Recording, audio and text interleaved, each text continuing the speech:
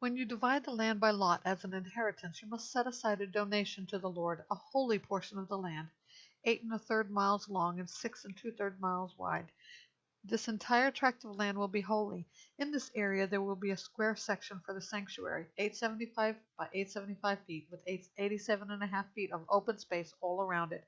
From this holy portion you will measure off an area 8 1/3 miles long and 3 1/3 miles wide, in which the sanctuary, the most holy place, will stand.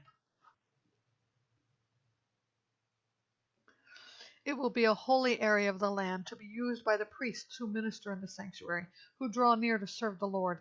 It will be a place for their houses, as well as a holy area for the sanctuary. There will be another area, 8 1/3 miles long and 3 1/3 miles wide, for the Levites who minister in the temple. It will be their possession for towns to live in. As the property of the city, you must set aside an area 1 2/3 of a mile wide and 8 1/3 miles long, adjacent to the holy donation of land. It will be for the whole house of Israel, and the prince will have the area on each side of the holy donation of land, and the city's property adjacent to the holy donation, and the city's property stretching to the west on the west side and to the east on the east side. Its length will correspond to one of the tribal portions from the western boundary to the eastern boundary.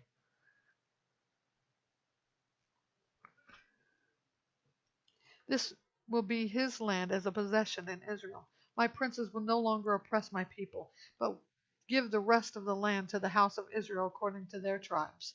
This is what the Lord God says. You have gone too far, princes of Israel. Put away violence and oppression, and do what is just and right. Put an end to your evictions of my people. This is the declaration of the Lord God. You must have honest scales, an honest dry measure, and an honest liquid measure. The dry measure and the liquid measure will be uniform, with the liquid measure containing 5.5 gallons and the dry measure holding half a bushel. Their measurement will be a tenth of the standard larger capacity measure. The shekel will weigh 20 gerahs. Your mina will equal 60 shekels.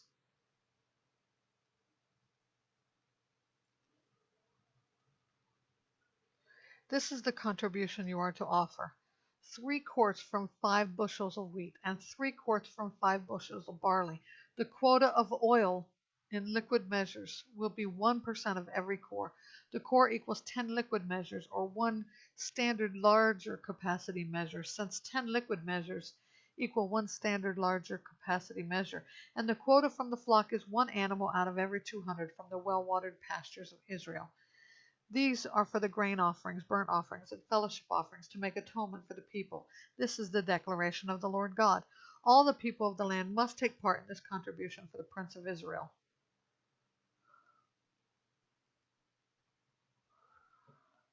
Then the burnt offerings, grain offerings, and drink offerings for the festivals, new moons, and Sabbaths, for all the appointed times of the house of Israel, will be the prince's responsibility. He will provide the sin offerings, grain offerings, burnt offerings, and fellowship offerings, to make atonement on behalf of the house of Israel.